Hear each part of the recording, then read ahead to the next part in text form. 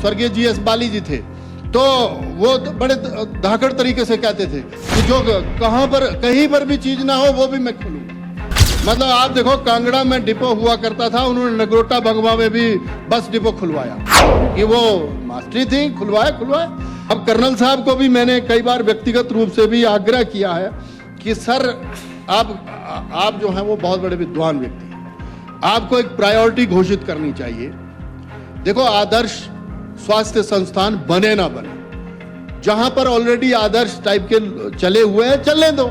जैसे हमीरपुर पहले से फीड होता रहा है, जब आदरणीय प्रोफेसर प्रेम कुमार धूमल जी 2 बार चीफ मिनिस्टर रहे, तो वो नेचुरली ग्रो करेगा ही करेगा जिला। उसमें कोई बहुत बड़ा प्रयास करने की अब हमें जरूरत नहीं है। उसके सराउंडिंग के भी, अब जैसे हम लोग केंद्रीय विद्यालय की मांग करते रहते हैं, जैसे मैं उदाहरण दे रहा हूँ आपको, एक चंबा के लिए केंद्रीय विद्यालय मिल जाए।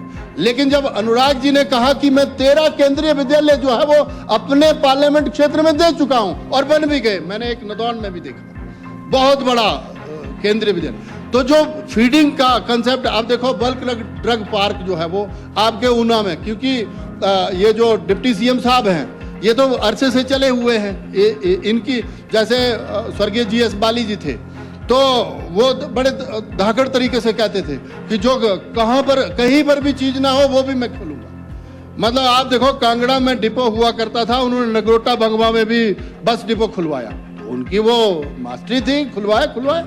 लेकिन हम जैसे अब चंबा में माननीय स्पीकर साहब बैठे नहीं हैं, नहीं तो अब इनको भी स्पीकर बना करके आप लोगों ने छोड़ दिया।